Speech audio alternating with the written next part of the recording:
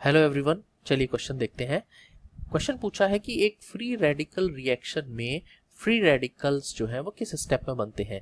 Initiation में बनते हैं कि प्रोपगेशन में बनते हैं कि टर्मिनेशन में बनते हैं या दोनों ए और बी यानी कि इनिशिएशन और प्रोपगेशन स्टेप में बनते हैं। तो देखिए, कोई भी जो फ्री रेडिकल रिएक्शन होती है वो 3 स्टेप में चलती है, आपको पता होगा। पहला है चेन इनिशिएशन स्टेप, इसमें फ्री रेडिकल बनते हैं। दूसरा है चेन प्रोपगेशन स्टेप, यस इसमें भी बनते हैं। तीसरा है चेन टर्मिनेशन स्टेप, नो इसमें नहीं बनते हैं। इस बात को समझने के लिए एक एग्जांपल लेते हैं। जैसे फॉर एग्जांपल मीथेन जो है जब Cl2 से रिएक्ट करता है इन प्रेजेंस ऑफ सनलाइट तो हमारा CH3Cl और HCl बनता है। तो ये एक फ्री रेडिकल रिएक्शन मैकेनिज्म को फॉलो करती है।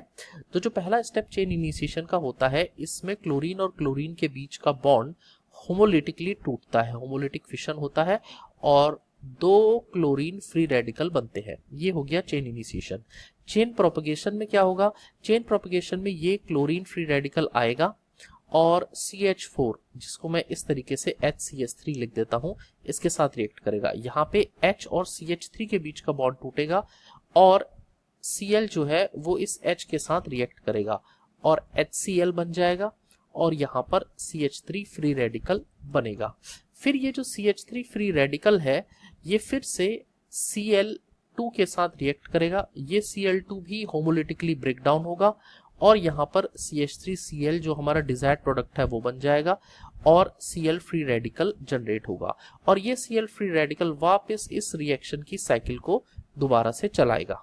अब लास्ट जो चेन टर्मिनेशन स्टेप होता है, इसमें Cl फ्री रेडिकल के साथ मिलकर के Cl2 बना सकता है और CH3 free radical Cl free radical के साथ मिलकर के CH3Cl बना लेता है, या फिर आपका CH3 फ्री रेडिकल किसी दूसरे CH3 फ्री रेडिकल के साथ मिलकर के CH3CH3 बना सकता है।